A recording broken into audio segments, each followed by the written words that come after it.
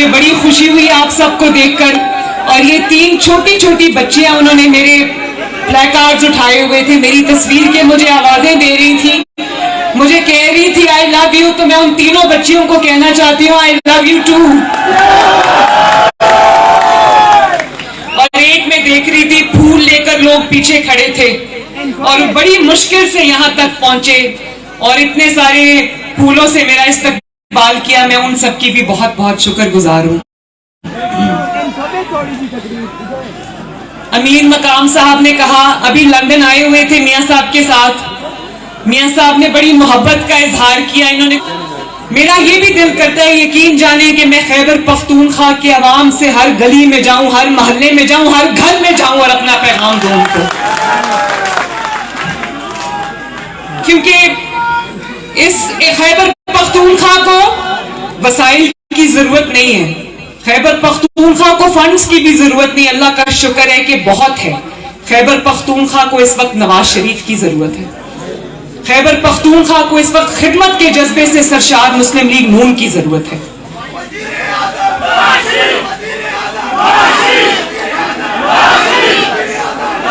बल्कि वो जो 1 करोड़ नौकरियों का वादा किया था, भाई 1 करोड़ नौकरियां छोड़ो, खैबर पख्तूनख्वा में मुझे 1000 लोग ही दिखा दो जिनको नौकरियां मिली। वो जो बिलियन ट्री सुनामी की हम सुन सुन के हमारे कान पक गए, उनमें तो शायद वो दरख्तों ने सुलेमानी टोपियां पहनी, मुझे समझ नहीं आई कि वो दरख्त किधर गए। उल्टा इनके लोग जो है खैबर पख्तूनख्वा में जंगलों के जंगल काट के बेच के खा गए।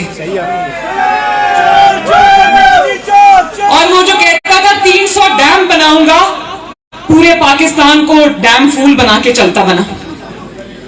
तो मैं अब ये खैबर पख्तूनख्वा के साथ 10 साल में जो उनका हक उनको नहीं मिला, जो ज्यादती हुई है, खैबर पख्तूनख्वा का भी हक है कि उसको पंजाब आगे कर रहे से ज्यादा तरक्की मिले। जो कहता था कि मैं पेशावर को लाहौर बना दूंगा, उसने लाहौर को भी पेशावर बना दिया। तो मेरा तो बहुत दिल करता है कि खैबर पख्तूनख्वा में भी नए हॉस्पिटल बने, खैबर पख्तूनख्वा में भी IT सेंटर्स बने, खैबर पख्तूनख्वा भी नई यूनिवर्सिटीज बने, सड़कें बने। मेरा तो बहुत दिल करता है कि ये हो, लेकिन यकीन मानो इसके लिए आपको सिर्फ नवाज शरीफ और मुस्लिम लीग नून की जरूरत है। मैं आई हूँ खैबर पख्तूनख्वा, ये पेशावर में अभी अभी धमाका हुआ है, मुझे बड़ी तकलीफ है। सैकड़ों कीमती जाने गई, लेकिन उसका कौन कसूरवार है? उसका वो कसूरवार है जो 10 साल खैबर पख्तूनख्वा के ऊपर हुकूमत करता रहा। हेलीकॉप्टर के लिए आप खैबर पख्तूनख्वा के वसाइल बेदर्दी से इस्तेमाल करते रहे। खैबर पख्तूनख्वा में वजीर आला हाउस और गवर्नर हाउस को आपने अपना अड्डा बनाया हुआ था, जहां बैठकर आप खैबर पख्तूनख्वा के वसाइल आप हवा में उड़ाते थे, अपने खाने में उड़ाते थे। और आपको इतना ख्याल नहीं आया कि वहां पर आप जो लॉ इन्फोर्समेंट एजेंसीज हैं, आप उनको मजबूत करें, उनको कोई स्ट्रेंथ दे। वो आज इस तरह शहीद हुए जिस तरह 79 लोग शहीद होते हैं। खैबर पख्तूनख्वा की पुलिस यहाँ पर खड़ी है, खवातीन भी हैं, मर्द भी हैं, पुलिस के एहलकार, मैं सबका शुक्रिया अदा करती हूँ। आपने बड़ी आज यहाँ पर ड्यूटी भी दी, मेरी हिफाजत पे मामूर है, मैं आप सबका बहुत बहुत दिल से शुक्रिया अदा करती हूँ। लेकिन क्या खैबर पख्तूनख्वा की जो लॉ इन्फोर्समेंट एजेंसीज है वो क्या फालतू के आए हुए लोग हैं कि उनका जो इतना उनको बजट मिला दहशतगर्दी की मद में, दहशतगर्दी के खिलाफ जंग की मद में, वो किधर गया सारा? क्यों वो 79 लोगों की तरह आज शहीद हो रहे हैं? इसका जवाब मांगते ही कौन? एक दिखाने के लिए मंसूबा है, इन्होंने एक मंसूबा बनाया, वो भी नवाज शरीफ और शहबाज शरीफ की नकल में। BRT, जिसके बारे में बड़ा मशहूर जुमला है कि चलती कम है जलती ज्यादा है, और शहबाज शरीफ जिसके ऊपर ये इल्जाम लगाते हैं, उसने उसी कीमत पर 128 अरब में 4 मेट्रो बस बना दी, जिसमें इसने एक पेशावर की मेट्रो बस नहीं बना सका। ये चोरियां की हुई थी, इसीलिए खैबर पख्तूनख्वा में 10 साल एहतसाब के हर इदारे को ताला लगा रहा, क्योंकि उस वक्त अभी आते हैं घड़ी चोरी के ऊपर भी आते हैं, क्योंकि उस वक्त 10 साल में ये आज जो जेलें भरने की बात कर रहे थे, 10 साल ये अपनी जेबें भरते रहे। जेलें भरने का दावा करने वाले 10 साल अपनी जेबें भरते रहे। इसीलिए खैबर पख्तूनख्वा में एहतसाब के हर इदारे को ताला लग गया, क्योंकि पता था चोरियां की हुई, पकड़े जाएंगे। और खैबर पख्तूनख्वा के जो फंड्स थे, जो आपकी तरक्की पर खर्च होने थे, आपकी तामीर पर खर्च होने थे, वो जमान पाक की तामीर पर खर्च होते रहे, उसको बुलेट प्रूफ करने में खर्च होते रहे। जो आपकी हिफाजत पे पैसा खर्च होना था, वो इमरान खान की हिफाजत पे खर्च होता रहा। ये कहां का इंसाफ है? और आज जब आपसे सवाल पूछा जाता है तो आप कहते हैं मैं जवाब नहीं दूंगा। जवाब तो देना पड़ेगा, और मुआवजा करना है तो 2022 से 2023 का मुआवजा नहीं होगा हजारा वालों, मुआवजा होगा तो शहबाज शरीफ के पंजाब के 10 साल और इमरान खान के खैबर पख्तूनख्वा के 10 साल का मुआवजा होगा। मुआवजा करना है तो नवाज शरीफ के 4 साल और इमरान खान के 4 साल का मुआवजा होगा, तो लोगों को लग पता जाएगा कि इस मुल्क की, इस सूबे की बर्बादी का जिम्मेदार इमरान खान है। मुझे बड़ी तकलीफ होती है, मैं इस शख्स का नाम भी लेना नहीं चाहती, बिल्कुल नहीं लेना चाहिए, लेकिन लोगों को बताना चाहिए कि तुम्हारी तबाही का जिम्मेदार कौन है। लोगों को यह पता होना चाहिए कि आज जो रोज टीवी पर बैठकर खिताब करता है अपने दौरे हुकूमत में 4 साल और खैबर पख्तूनख्वा में 10 साल, ये क्या जुल्म करता रहा लोगों के साथ। बात मैंने जैसे पहले कहा कि बात फंड्स की नहीं है, फंड्स की कमी नहीं है खैबर पख्तूनख्वा को। कमी किस बात की है? कमी लीडरशिप की है। कमी उस लीडरशिप की है जिसके दिल में एहसास है आवाम का। कमी उस लीडरशिप की है जिसके दिल में दर्द है आवाम का। जो 12 बजे दफ्तर पहुंचे और 4 बजे बनी गाला जाके गायब हो जाए, उसको आवाम से क्या सरोकार? जो रोज सुबह उठ के कहे कि मुझे तो टीवी से पता चला है कि महंगाई हो गई है।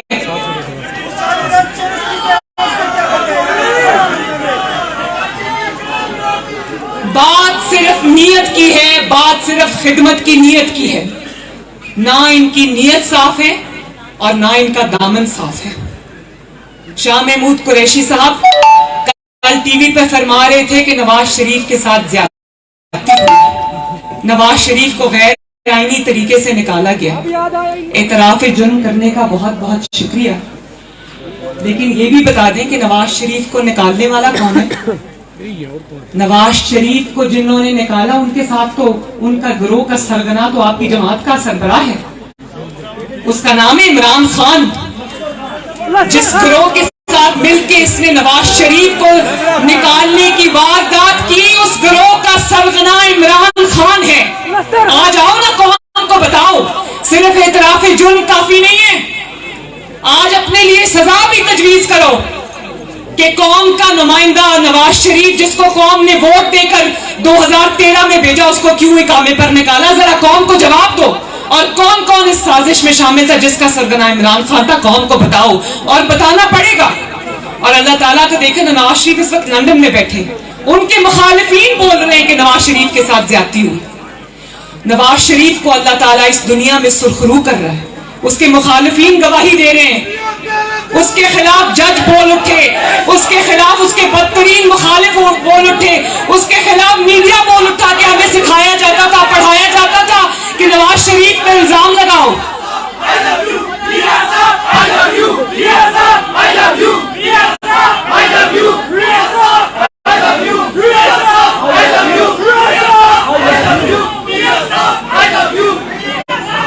सब बोल रहे हैं, और इंशाअल्लाह ताला जो रह गए वो भी बोलेंगे कि नवाज शरीफ के साथ हमने ज्यादती की। सब बोलेंगे इंशाअल्लाह ताला। और ज्यादती नवाज शरीफ के साथ नहीं हुई, हजारा के बहनों भाइयों, ज्यादती इस मुल्क के साथ हुई है। नवाज शरीफ तो सह गया, दिल पे उसने अपने सारे जख्म जो है वो वार जो इन्होंने किए थे उसने सीने पे सह लिए। नवाज शरीफ सह गया, उसने बर्दाश्त कर ली। नुकसान किसका हुआ? जाती नुकसान नवाज शरीफ का हुआ, खानदानी नुकसान भी हुआ, लेकिन अभी तक जो है वो कौम और पाकिस्तान इसकी ज्यादतियों को भुगत रहे हैं। और फिर उस कौम का क्या कसूर है जिसके ऊपर ये ज़हनी मरीज लाके मुसल्लत कर दिया, जिसने 4 साल इस तरह गुजारे, जिसको आवाम के आज इसको महंगाई याद आ गई है। तो भाई महंगाई तुम्हारी अपनी की हुई है, ये IMF का मुआहदा जिसको आज कौम भुगत रही है, ये वाली हुकूमत भुगत रही है, शहबाज शरीफ भुगत रहा है, वो तुम्हारा अपना किया हुआ है। आज तुम किस महंगाई का रोना रो रहे हो? ये तुम्हारी देन है। नवाज शरीफ के 4 साल में पाकिस्तान यूं जा रहा था, इमरान खान के 4 साल में पाकिस्तान यूं जा रहा था। और कहते हैं ना कि वो एक मिसाल है कि बंदर ने पूरे जंगल में आग लगा दी, तो शेर को बुलाया गया, आओ आओ आओ आके आग बुझाओ। अब शेर एक जगह भी आग बुझा रहा है, एक जगह बुझाने के बाद दूसरी जगह जा रहा है, वहां पर भी आग बुझा रहा है। तो हर कोई उसको ये कह रहा है कि यहां भी आग लगी हुई है, ये क्यों नहीं बुझा रहे, यहां भी आग लगी हुई है, ये क्यों नहीं बुझा रहे। तो भाई आग बुझाने वाले से तो पूछ रहे हो, आग लगाने वाले से भी तो पूछो कि तुमने क्यों आग लगा दी इस पूरे मुल्क के अंदर।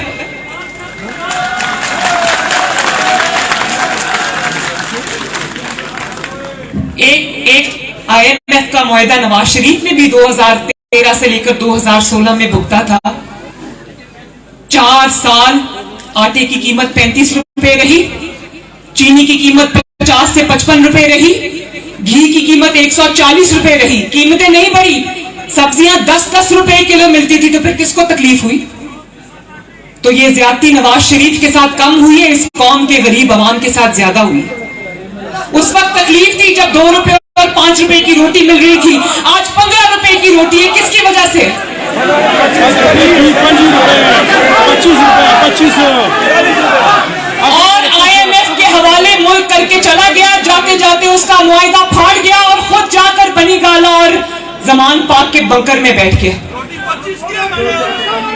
25 रुपए की रोटी 25 रुपए की है, तो पता ही नहीं। और फिर कहते हैं, मैं कल सुन रही थी, कहते हैं मुझे जो एजेंसीज है वो मारना चाहती है, कत्ल करना चाहती है।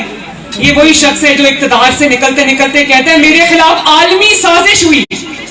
आलमी साजिश फिर अमेरिका तक आ गई, अमेरिका से साजिश होते होते डोनाल्ड लू तक आ गई, डोनाल्ड लू से होते होते नवाज शरीफ से होते, शहबाज शरीफ से होते आज मोहसिन नकवी साहब तक आ गई।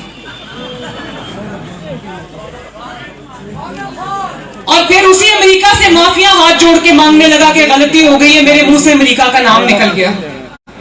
अभी 2 दिन पहले तक कह रहा था मुझे आसिफ जरदारी साहब ने मारने की साजिश की है, अब कह रहा है कि मुझे एजेंसीज ने मारने की साजिश की है।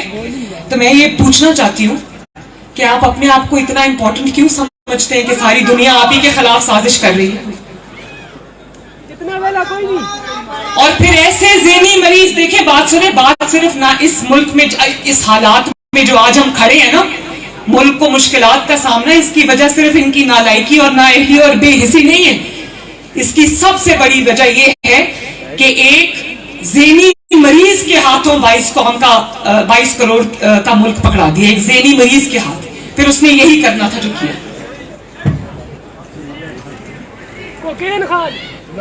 और ये तो आज माजी का हिस्सा बन गया ना, माजी का किस्सा बन गया, किस्सा परीना बन गया, तारीख के कूड़े दान में चला जाएगा इंशाल्लाह।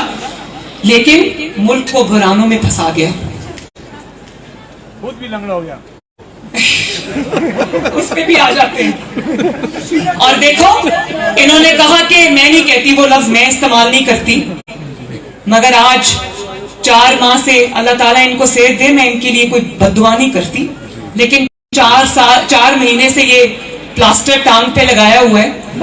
और कोई अदालत बुलाती है तो टांग पर प्लास्टर है, लेकिन जलसा करने ये पिंडी चला जाता है तब टांग का प्लास्टर कुछ नहीं कहता। अदालत बुलाती है तो टांग पर प्लास्टर है। उसकी वजह ये है, तुम्हें प्लास्टर नहीं रोकता, तुमने जो जराइम किए हुए तुम्हें वो रोकते हैं अदालत में जाने से। तुमने जो जुर्म किए हुए तुम्हें वो रोकते हैं अदालत में जाने से।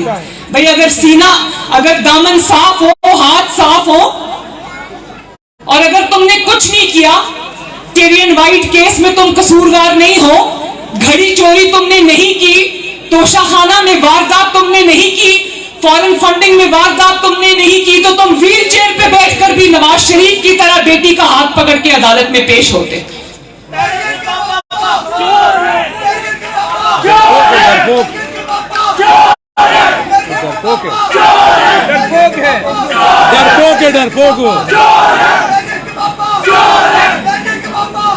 बात यह है कि तुम्हें इल्म है कि तुमने चोरी की है, तुमने जराइम की है, इस वक्त इसलिए जब अदालत बुलाती है तो अपना प्लास्टर दिखा देते हो। तुम्हें इल्म है कि तुमने चोरी की है। आज तुम लोग देखना, मैं आपको गवाह बना के कह रही हूं, इसको कोई साजिश के लिए इस्लामाबाद बुलाए, हुकूमत गिराने के लिए इस्लामाबाद बुलाए, इसको इक़्तिदार के लिए इस्लामाबाद बुलाए, तो ये दौड़ा दौड़ा जाएगा इस्लामाबाद। लेकिन जब अदालत बुलाती है तो 4 महीने से हमारा प्लास्टर जो है वो रास्ते में रुकावट होता है। अल्लाह ताला आपको सेहत दे, लेकिन आपको व्हील चेयर पे बैठकर अदालत में जाना चाहिए अगर आपका दामन साफ है। दामन साफ नहीं है, चोरी की हुई है, झूठ बोला हुआ है, जुर्म किया हुआ है, जवाब तो देना पड़ेगा इंशाल्लाह। अब आपके सहूलतकार नहीं है जो आपको बचाएंगे। बाबा चला गया। और फिर कहते हैं कि कारकुन पहले गिरफ्तार हो। भाई कारकुन क्यों गिरफ्तार हो? जेबें तुमने भरी है, कारकुनों ने नहीं भरी। वो जाते भी नहीं है। पहले तो फरार गोगी साहिबा को गिरफ्तार कराएं, जो सब कुछ लूट मार करके आपकी फ्रंट पर्सन थी, वो दौड़ गई दुबई। उसको आपने चार्टर्ड जहाज में दुबई फरार कराया। गिरफ्तारी का आगाज वहां से करे। हीरो की 5-5 कैरात की अंगूठियां आपकी बेगम साहिबा ने ली हुई हैं, रिश्वत आपकी बेगम साहिबा ने ली हुई है। पहले गिरफ्तारी वहां होनी चाहिए, फिर कारकुनों की बारी आनी चाहिए। जमीनें आपने ली हुई है, जमीनों के बदले फाइलों पर दस्तखत आपने किए हुए हैं, रिश्वत लेकर फाइलों पर दस्तखत आपने किए हुए। कारकुनों को क्यों कहते हो जेल काटे? खुद आप उधर जमान पाक के बंकर में छुप के बैठे हुए, आगे खवातीन को खड़ा किया हुआ है कि भाई मुझे कोई गिरफ्तार करने आए तो मुझे बचा लेना। उधर आप कहते हो कि जेल भरो। जेबें तुमने भरी है, जेलें अवाम भरे। क्यों भरे भाई? जिसने चोरी की है जवाब भी वो दे। नवाज शरीफ साहब ने तो चोरी नहीं की ना, उनको तो इकामे पे निकाला। 200 पेशियां नवाज शरीफ साहब ने भुगती। हफ्ते में 5-6 दफा उनको अदालत बुलाती थी। मेरा हाथ पकड़ के जाते थे ना। अपनी वाइफ को छोड़ के, मरती हुई बीवी को छोड़ के एहतसाब के आगे, इंतकाम के आगे पेश होने आ गए। तुम भी व्हील चेयर पे बैठो और जाओ, जरा जवाब दो। ये सहूलत सिर्फ तुम्हें क्यों हासिल है?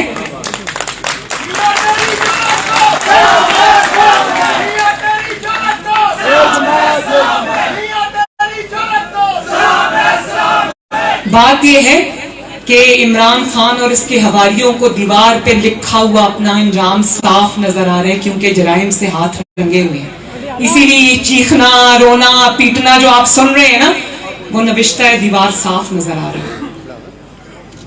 और मैं खैबर पख्तूनख्वा के अवाम से ये कहना चाहती हूँ कि आपको अगर मसाइल से कोई निकाल सकता है, आपके मुल्क में कोई तरक्की ला सकता है, तो वो नवाज शरीफ है।